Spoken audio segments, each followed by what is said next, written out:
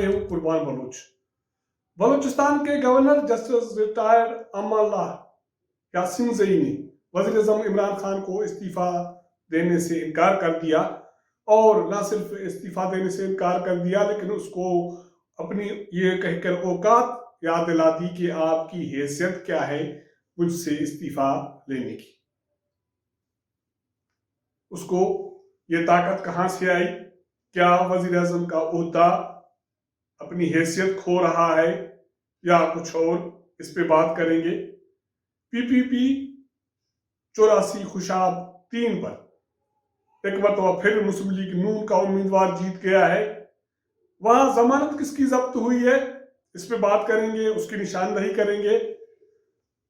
Pakistan people's party के साबिक वज़ीर-ए-आज़म राजा परवेज अशरफ मौलाना फजल रहमान के घर पहुंच गए।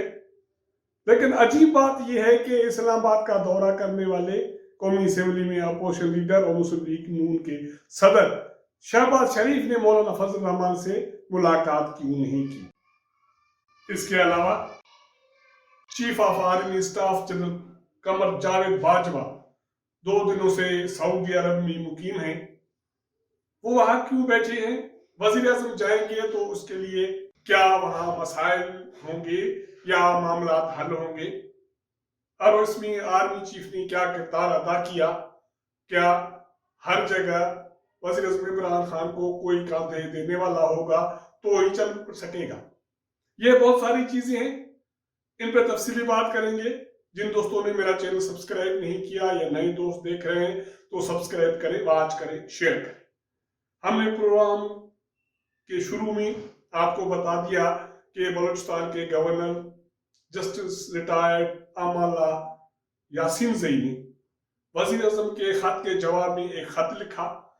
पिछले हफ्ते वज़ीर-ए-आज़म ने उसको खत लिखा था जब उसने कोयटा का दौरा किया था, तो अपने पार्टी के लोगों के कहने के बाद उसने गवर्नर को खत लिखा कि आप इस्तीफा दें।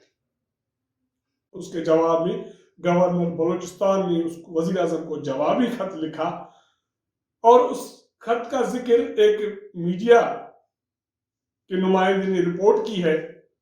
ये वही दोस्त है जिसने पहले इस वज़ीर-ए-आज़म के खत को रिपोर्ट किया था और वो दुरुस्त साबित हुआ था। उसके बाद गवर्नर की इस जवाब के हवाले से उसने खबर शाया की।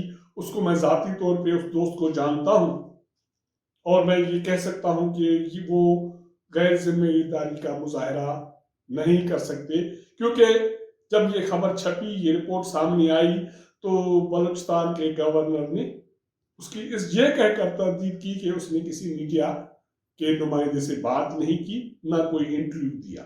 लेकिन जिन दोस्त ने ये रिपोर्ट शाया की है उसने ये जिक्र नहीं किया कि उसने कोई बात की या इंटरव्यू किया।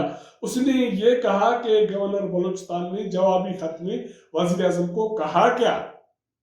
अब आपको ये बताते हैं कि बलूचिस्तान के गवर्नर ने वज़ीर-ए-आज़म को अब की औकात कैसे याद दिला दी। यार हैरान की है, मैंने वो चीजें अगर पढ़ी हैं तो फिर अगर मैं उस ओहदे पे होता तो मैं तो हाथ जोड़ के कहता कि भाई मैं तो घर जा रहा हूं। इतनी बेइज्जती बर्दाश्त करना शायद किसी के बस में। गवर्नर बलूचिस्तान अमाल्ला यासिन से कहते हैं, वज़ीर-ए-आज़म को मुखातिब है कि एक तो मैं इस्तीफा नहीं दूंगा, और दूसरी बात यह है कि आपको तो सियासत का पता ही नहीं है, न बात करनी आती है, आपको ये भी पता नहीं है कि मुझसे इस्तीफा कौन ले सकता है, आपको इससे कोई लेना देना नहीं है, और आप किसके इशारों पे आए? पहले तो आप जाम कमाल को फारिग करें। कोई पीएम, कोई सीएम, उसकी इतनी हैसियत नहीं है कि मुझसे इस्तीफा ले ले। मेरे पास ओहदे की कोई हैसियत नहीं है, लेकिन अगर जिद की बात है तो मैं बलूचिस्तान का मकामी बाशिंदा काकड़ हूं।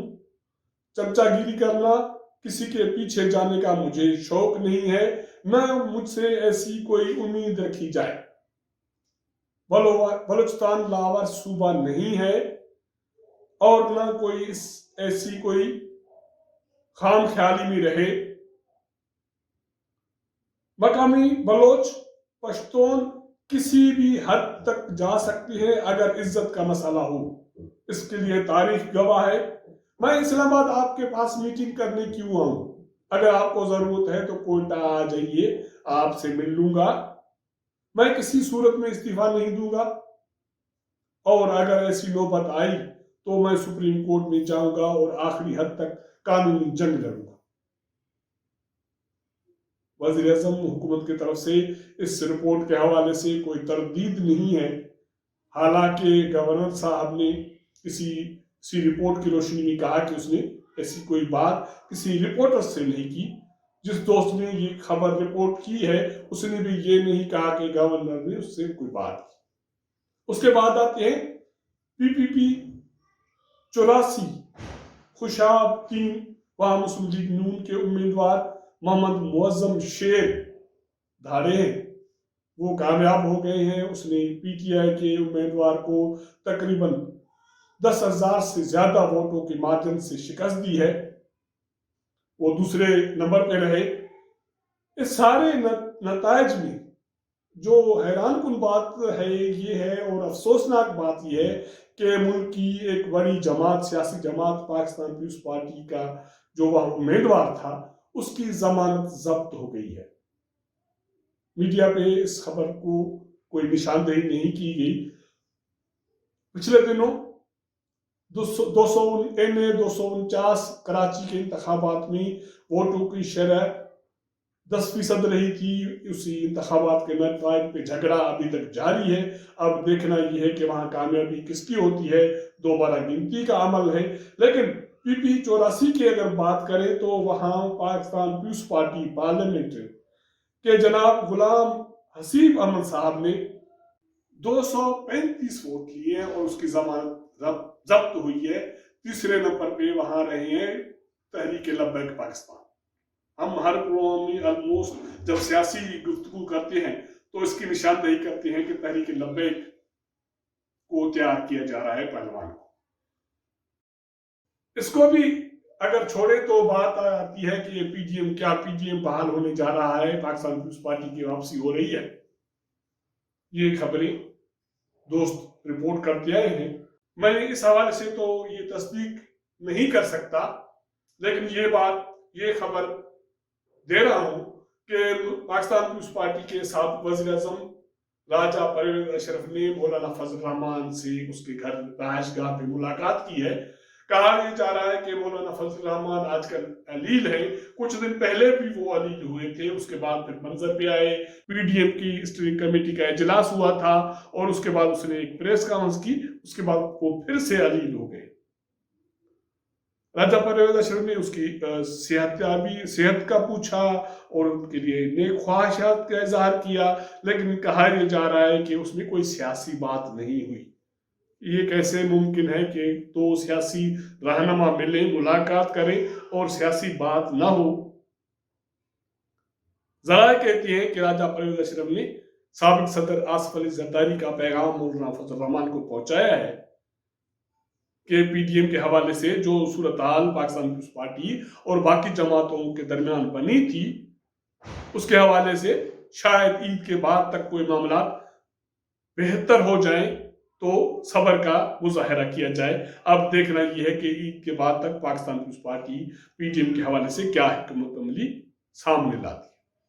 لیکن اس سارے عمل میں ایک جو اہم پہلو ہے وہ یہ ہے کہ پچھلے 2 دنوں سے قومی اسمبلی میں اپوزیشن لیڈر مسلم لیگ نون کے صدر جو تازہ رہا ہوئے جیل سے، انہوں نے اسلام آباد میں مختلف سیاسی اور سفارتی سرگرمیاں کی ہیں، ملاقاتیں کی ہیں، تعزیتیں کی ہیں اور کچھ لوگوں سے ملاقات کی ہے، لیکن وہ PDM کے سربراہ مولانا فضل الرحمان کی عیادت کرنے اس کے گھر نہیں گئے اور اس سے ملاقات نہیں کی، اور بغیر ملاقات کیے لاہور اسلام آباد میں 2 دن کی سرگرمیوں کرنے کے بعد وہ لاہور واپس چلے گئے۔ کیا مسلم لیگ نون میں PDM کے حوالے سے مسائل ہیں؟ کیونکہ شہباز شریف صاحب بھی باہر جانا چاہتے ہیں علاج کے لیے، اس نے ہائی کورٹ میں ایک درخواست بھی دے دی ہے۔ مریم نواز جب بھی اسلام آباد آتی ہے تو مولانا صاحب سے ملاقات کرتی ہے، شہباز شریف نے ملاقات نہیں کی۔ یہ چیز یہ جو گتھی ہے یہ الجھی ہوئی ہے یا یہ گتھی بھی کھلے گی؟ ظاہر ہے کھلے گی، سیاسی گتھی ہے۔ ہم اب آتے ہیں کہ پچھلے 2 دنوں سے chief of army staff general Qamar Javed Bajwa سعودی عرب میں مقیم ہیں۔ اس نے اپنے سعودی ہم منصب سے ملاقات کی ہے، خطے کی اور عالم اسلام کے امن کی صورتحال پہ بات ہوئی، کشمیر، افغانستان، پاک سعودی 2 طرفہ تعلقات پہ بات کی ہے۔ لیکن آرمی چیف وزیر اعظم عمران خان کے دورے سے پہلے کیوں گئے؟ بڑی بات اس سارے عمل میں یہ ہے۔ وزیر اعظم عمران خان کل 7 اپریل کو 3 دن کے سعودی عرب کے دورے پہ جا رہے ہیں، ولی عہد شہزادہ محمد بن سلمان کی دعوت پہ۔ کہا یہ جا رہا ہے کہ اس سے پہلے یہ دورے کے جو لوازمات تھے وہ طے نہیں ہو رہے تھے، تو اس لیے آرمی چیف کو وہاں سعودی جانا پڑا، اور جو لاڈلا وزیر اعظم ہے اور تبدیلی پسند وزیر اعظم ہے، جو آج کل سارے جو ناکردہ گناہ ہیں یا جو نااہلیاں ہیں وہ اداروں کے سر تھوپ رہے ہیں اور کہہ رہے ہیں کہ عدلیہ میں انصاف نہیں مل رہا اور اداروں میں کرپشن ہے اور یہ ہے سارا کچھ۔ اس دورے کے حوالے سے جو سرکاری طور پہ جو معاملات پہلے سے طے ہوتے ہیں وہ نہیں ہو پا رہے تھے کہ وزیر اعظم کے ساتھ وفد میں کون جائے گا، وہاں کن امور پہ بات ہوگی، کیا سعودی عرب پاکستان کی جو امداد کی بحالی کرے گا نہیں کرے گا، ولی عہد سلمان ملاقات کریں گے نہیں کریں گے۔ اس کے لیے یہ سارا وزن آرمی چیف کو اپنے کندھوں پہ اٹھانا پڑا اور انہوں نے 2 دن وہاں بیٹھ کے یہ معاملہ امور طے کرا ہے۔ اس کے بعد فارغ آفس سے وزیر اعظم کے سعودی عرب کے دورے کے حوالے سے باضابطہ ایک پریس ریلیز جاری کی گئی جس میں بہت سارے امور کا ذکر کیا گیا۔ اب دیکھنا یہ ہے کہ وزیر اعظم کو وہاں سعودی عرب کے 3 دن کے دورے سے ملتا کیا ہے۔ لیکن اس صورتحال اس سے ریلیٹڈ ایک بات ضرور ہے کہ جب یہ وزیر اعظم کا دورہ طے ہوا تو وزیر اعظم عمران خان کے کابینہ کے اہم رکن انسانی حقوق کے وفاقی وزیر شیریں مزاری کا یہ کہنا ہے کہ پاکستان کسی صورت میں اسرائیل کو تسلیم نہیں کرے گا۔ تو بات یہ ہو رہی ہے کہ اسرائیل کی تسلیم کرنے کی بات ابھی آئی کہاں سے؟ اس فسانے میں اس کا تو ذکر ہی نہیں تھا، ذکر تھا سعودی عرب کے وزیر اعظم کے دورے کا، تو اسرائیل کی بات کہاں سے آئی؟ پاک انڈیا مذاکرات ڈسکس ہوں گے سعودی عرب کے دورے میں، اس کے حوالے سے سعودی کا کیا کردار رہا ہے اس کی روشنی میں بہت ساری چیزیں سامنے آئیں گی۔ اگر ہمارا یہ ویلاگ آپ کو پسند آئے تو اپنے دوستوں کے ساتھ شیئر کریں اور اپنا فیڈ بیک ہمیں ضرور دیجیے۔ ہم آپ کو جو بھی صورتحال نئی ڈیولپ ہوگی آپ کو آگاہ کرتے رہیں گے اور آپ کے ساتھ ملاقات کریں گے اگلے پروگرام میں۔ تب تک آپ سے اجازت لیں گے۔ خدا حافظ۔